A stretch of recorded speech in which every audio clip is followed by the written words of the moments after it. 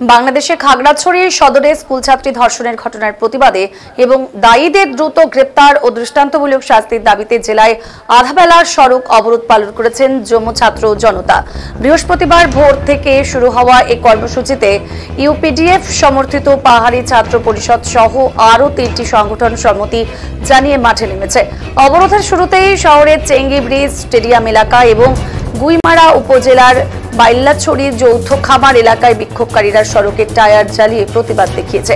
কোথাও কোথাও গাড়ি লক্ষ্য করে গুলতি নিক্ষেপের ঘটনাও ঘটেছে। এতে সড়কে আতঙ্ক তৈরি হয় এবং যানবাহন চলাচল কিন্তু সম্পূর্ণরূপে বন্ধ হয়ে গেছে। অবরোধের কারণে সকাল থেকে দূরপাল্লা যাত্রীবাহী বাস ও পণ্যবাহী ট্রাক চলাচল বন্ধ রয়েছে।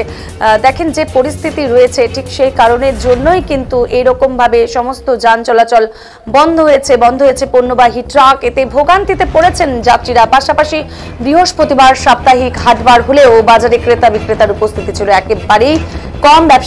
ব্যবসায়ীরা জানিয়েছেন সড়ক অবরোধের কারণে কিন্তু বেচাকেনা প্রায় এক প্রকার বন্ধ হয়েছে।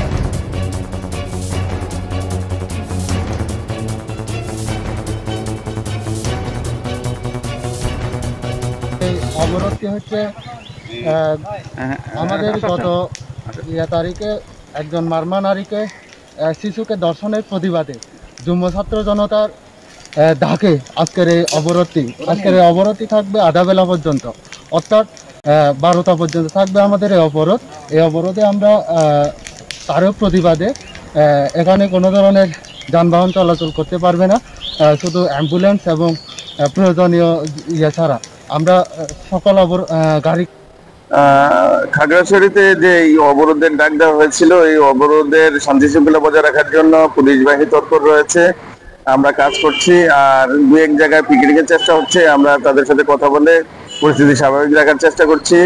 পাশাপাশি জনজীবন শহরের অভ্যন্তরে জনজীবন স্বাভাবিক রয়েছে। ঢাকা থেকে এসব গাড়ি আসার অধিকাংশ গাড়ি চলে এসেছে।